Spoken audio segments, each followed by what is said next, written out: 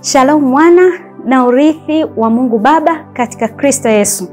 Kipindi ni Singing the Spirit, kipindi ambacho kinakujia kila siku ya Ijumaa hapa Sonship Spirit TV saa 12:30 asubuhi. Karibu sana mwana wa Mungu katika kipindi hiki ambacho kinakufunulia uzuri wa Roho Mtakatifu na karama zake, kama ambavyo tunajua wana na ukuhani wa kifalme. Tunatembea katika utukufu wa neno la unabii lililonenwa na manabii waliotangulia kwa wana na ukuhani wa kifalme wa Mungu Baba katika Kristo Yesu. Tunatembea katika utukufu wa Roho Mtakatifu na karama zake, nasi tunamshukuru sana Mungu Baba kwa ajili ya kipindi hiki ambacho mara kwa mara kimezidi kutukumbusha neno hili la unabii lililonenwa kwetu sisi wana na ukuhani wa kifalme, na sisi tunazidi kukua katika maarifa ya Kristo Yesu. Lakini tunamshukuru Mungu sana kwa ajili ya madhabahu hii, kwani tumekuwa tukipata muda wa kuomba kwa pamoja, kushiriki kwa pamoja neno la Kristo, lakini kuzidi kumfurahia Bwana kwa pamoja. Karibu tena sana katika siku ya leo ambapo tutasoma neno kutoka kitabu cha Yohana Mtakatifu sura ya 1 mstari wa 4 mpaka wa 5. Neno la Bwana linasema, ndani yake ndimo ulimokuwa uzima, nao uzima ulikuwa nuru ya watu, nayo nuru yang'aa gizani, wala giza halikuiweza. Hapa neno la Bwana linatuambia kwamba ndani yake nani? Kristo Yesu. Kwa sababu ukiangalia kule mstari wa 1 anatuambia kwamba hapo mwanzo kulikuwa na neno, naye neno alikuwako kwa Mungu, naye neno alikuwa ni Mungu. Kwa ndani yake Kristo ambaye ni neno, anasema ndimo ulimokuwa uzima. Neno uzima kwa maana katika nani hapa inamaanisha kwamba ni Zoe, ikiwa inamaanisha kwamba ni life, the life of God, make alive, quickening spirit. Kwa yote hii ikiwa inatufunulia kwamba ni uzima wa Yesu Kristo. Lakini anasema nao ule uzima ulikuwa nuru ya watu. Ulikuwa ni nuru ya watu. Nuru ikiwa inamaanisha shine, ikiwa inamaanisha understanding, ikiwa inamaanisha bring forth into light, ikiwa inamaanisha knowledge, all that inamaanisha the light ambayo imezungumziwa mahali hapa. Lakini anasema nayo nuru yang'aa gizani, wala giza halikuiweza. Gizani mahali hapa ikiwa inamaanisha darkness, ambayo katika tafsiri ya Kigiriki inamaanisha ignorance. Kwa hiyo hapa anasema ndani yake Kristo ndimo ulimokuwa uzima. Zoe, life of God, the life of God in us. Nao ule uzima ulikuwa nuru ya watu. Huo uzima ambao ni the life of God, the quickening spirit of God in us, ndio uliokuwa nuru ya watu. Nuru ya watu ambayo inamaanisha kwamba will bring understanding to us, into our spirits. Kwa sababu mimi na wewe mwana wa Mungu Baba katika Kristo Yesu, ambayo tumempokea Yesu Kristo kuwa Bwana na Mwokozi wa maisha yetu, baada tu ya kuwa umeokoka, the life of God now it is in you. The Zoe life anayoiongelea mahali hapa iko ndani yako, na hiyo life of God ambayo iko ndani mwako, ambayo ni Zoe, ambayo it's the quickening spirit in you, anasema kwamba ule uzima ulikuwa nuru ya watu. Hiyo nuru ambayo tumesema ni kwamba ni understanding kwa watu. That's why mwana wa Mungu katika Kristo Yesu, wewe ambaye ni ukuhani wa kifalme, ambaye unamtangaza na kumwakilisha na kumwasilisha Mungu Baba duniani kote, wewe ni nuru ya ulimwengu. Kwa nini? Kwa sababu you bring understanding to the world. Kwa sababu una life of God in you, una uzima wa Mungu ndani yako, na kwa sababu hiyo sisi ndio ambao tunaachilia maarifa ya Mungu ambao ni nuru kwa ulimwengu wote. Na anasema kwamba nayo nuru yang'aa gizani, wala giza halikuiweza. Sisi ndio tunaong'aa gizani. Ndio maana tukija ukiangalia giza ambapo ni ignorance, ambao haiwezi kuweza understanding ya Mungu aliyoachilia kwetu. Kwa sababu tukiangalia pia katika kitabu cha Habakuki 2 mstari wa 14 anasema kwamba maarifa, dunia nzima itafunikwa na maarifa kama maji ambayo yanaifunika. Mtu isome Habakuki 2 mstari wa 14, nasema kwa maana dunia itajazwa na maarifa ya utukufu wa Bwana kama maji yaifunikavyo bahari. Ili dunia ijawe na maarifa ya utukufu wa Bwana ambao ni nuru sasa kwa dunia nzima, inatokana na sisi wana wa Mungu. The more we share the word of God, the more we share the gospel, ili dunia nzima, kwa sababu we are called kuitangaza injili katika mataifa yote, katika dunia nzima. Kwa sisi wana wa Mungu ndio ambao tunaachilia hiyo maarifa katika ulimwengu wote, ili watu wakapate kumfahamu Kristo. Lakini pia nilitaka uangalie pia kwenye Mathayo 5 mstari wa 14, neno la Bwana linatuambia, ninyi ni nuru ya ulimwengu. Mji hauwezi kustirika ukiwa juu ya mlima. Sisi wana na ukuhani wa kifalme ni nuru ya ulimwengu, ambao hapa nuru inaturudisha kwenye kama ile ambayo tumeangalia huku kwa Kigreek ambayo inamaanisha force, PHOS, ikiwa inamaanisha understanding, kwamba sisi ninyi ni nuru ya ulimwengu. We shine to the world. We enlighten. Inamaanisha pia enlighten, shine. Inamaanisha we are enlightening the whole world with the word of God. With the word of God. Kwa mwana wa Mungu Baba katika siku ya leo, kwa sababu mimi na wewe ni ukuhani wa kifalme, mimi na wewe tumepewa mamlaka na Mungu Baba ya kutawala, kutiisha, kumiliki juu ya nchi. Mimi na wewe ndio uzima huu ambao Yesu Kristo anasema uko ndani yetu, kwa sababu Roho Mtakatifu yuko ndani yetu, ambao ndio uzima wa Mungu ndani yetu. So we have the Spirit of God. Ndio maana hata tukiangalia kwenye Yohana 6 mstari wa 63, neno la Bwana linasema, Yohana 6:63. Neno la Bwana linasema, Roho ndiyo itiayo uzima, mwili haufai kitu. Maneno hayo niliyowaambia ni roho tena ni uzima.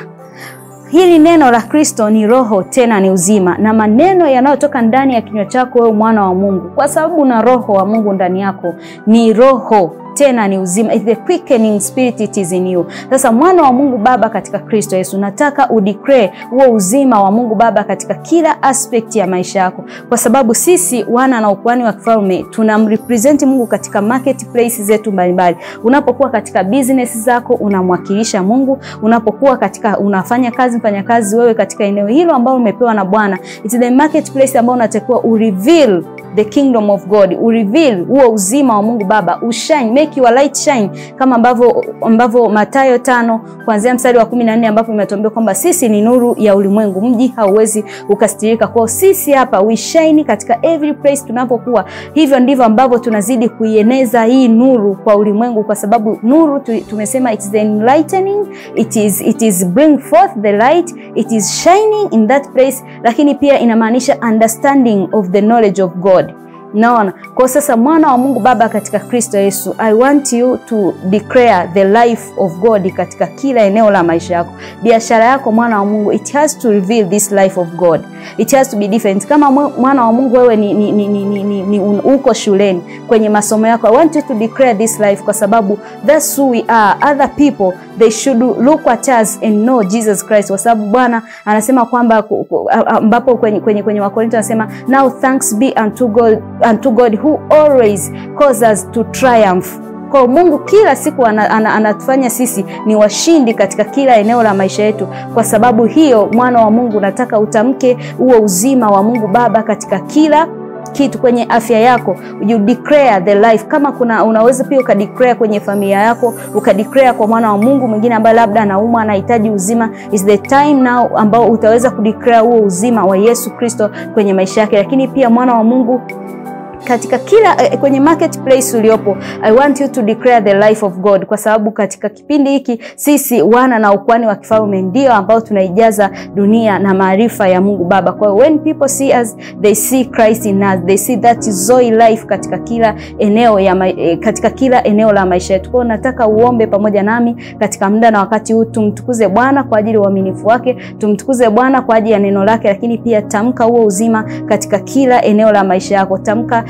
Tamka Zoe life katika kila eneo la maisha yako. Lakini pia mwana wa Mungu, I want that light to shine, kwa sababu huo uzima ulifanyika nuru. Huo uzima ndio nuru ambayo inang'aa ndani yetu, kwa sababu anasema kwamba nayo nuru Mungu aliyesema nuru itang'aa gizani, nalo giza halikuliweza. Hiyo nuru ambayo inang'aa through us, ndo kwenye Wakorintho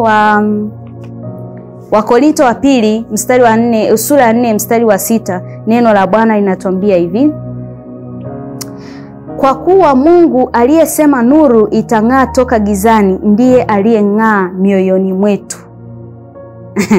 Alafu anasema kwamba atupe nuru ya elimu ya utukufu wa Mungu katika Kristo Yesu. Kwa Mungu aliyesema nuru itang'aa toka gizani ndiye aliyeng'aa mioyoni mwetu. Kwa ina maana sisi we shine this light to every aspect of our lives. I want you to declare the life of God, which is the light of God all over the whole world, katika marketplace, katika maisha yako na katika kila eneo, na katika mwana wa Mungu mwenzako ambaye unaweza kumtamkia hili neno. Baba, katika jina la Yesu tunakushukuru kwa ajili ya uaminifu wako. Asante kwa sababu Mungu ambaye umesema kwamba nuru itang'aa toka gizani, ndio wewe unayeng'aa mioyoni mwetu. Asante kwa sababu we shine this light all over the whole world. Tunatamka uzima katika kila eneo la maisha yetu. Tunatamka uzima katika afya zetu, tunatamka uzima katika biashara zetu, tunatamka uzima katika masomo yetu, tunatamka uzima katika huduma zetu, tunatamka uzima katika kila eneo la maisha yetu. We are the light that shines in darkness,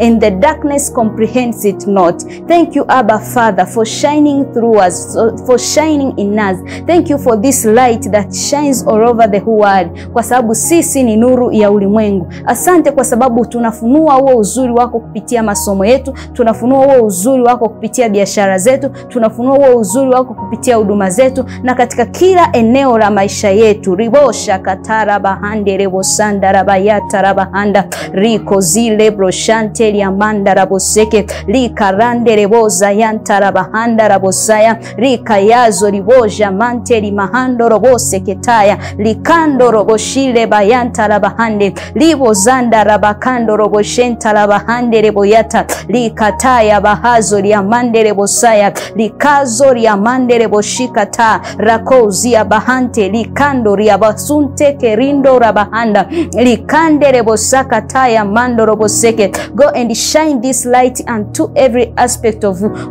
your life in the mighty name of Jesus. I decree and declare that Son of God, wherever you are the royal priest of God, you are the royal priesthood of God. You represent God on earth. Unamiliki na kutawala sasa na Kristo Yesu, mamlaka aliyoyaachilia ndani yako. Natamka hiyo nuru imetawala katika biashara zako, katika familia yako, katika afya yako, katika ndoa yako, katika kila eneo la maisha yako. You shine this light, the life of God in you. We decree life katika kila business ambao ilikuwa imeharibika in the mighty name of Jesus. We decree the life of God. We decree the life of God unto your body. We decree and declare the Zoe life to manifest in every aspect of your life. You prosper in every area of your life. Reko zakaraba kante rebayata limando roboshenta rabahazo liboza mante likando riabashite lebro zikataya limande rebosa kataya manda rabosaya. Baba, katika jina la Yesu tunakushukuru kwa ajili ya uzima wako ndani yetu, kwani sisi ndio tunaoufunua uaminifu wako na ndio tunaoimulika hii nuru duniani kote kupitia afya zetu na kupitia kila eneo la maisha yetu. People look unto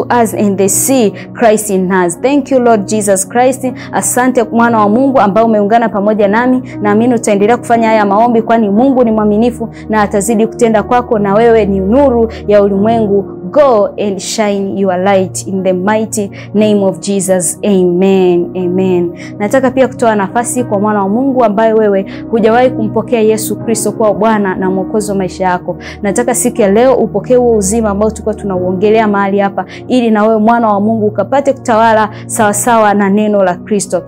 Utarudia pamoja nami hii sala. Sema: Mungu Baba, asante kwa kunipenda. Asante kwa ajili ya mwanao Yesu Kristo aliyeteswa, akafa, akazikwa, akafufuka kwa ajili ya dhambi zangu. Nami nimempokea leo moyoni mwangu kuwa Bwana na Mwokozi wa maisha yangu. Asante Yesu kwa kunifanya mpya ndani ya ufalme wako. Asante kwa kunizaa kwa Roho wako Mtakatifu. Asante kwa kunizaa kwa neno lako lenye uzima. Asante kwa kunizaa kwa mbegu isiyoharibika. Kuanzia sasa ninatawala, ninazaa na kuongezeka, ninamiliki juu ya nchi na ninatiisha kila kitu ambacho Bwana umekiweka chini yangu. Kuanzia sasa mimi nafurahia wokovu ambao nimeupokea na maisha ndani ya ufalme wa Mungu. Asante Bwana Yesu kwa kunipenda. Amina, amina. Karibu sana mwana wa Mungu ndani ya ufalme wa Mungu, kwani nasi tunaungana pamoja na malaika wote tukimtukuza na kumshangilia Mungu Baba kuwa mwana umezaliwa ndani ya ufalme wa Mungu. Lakini pia tunakushukuru, tunakupongeza pia mwana wa Mungu kwamba utaendelea kujifunza kupitia kipindi hiki, lakini pia endelea kufuatilia hata vipindi vyote vinavyorushwa katika madhabahu hii ili uzidi kukua katika kimo na cheo cha Kristo Yesu. Karibu sana, mkaribishe pia na mwenzako ambaye katika kipindi kinachokuja muungane wote kwa pamoja ili tuzidi kumtukuza Bwana kwa pamoja mahali hapa.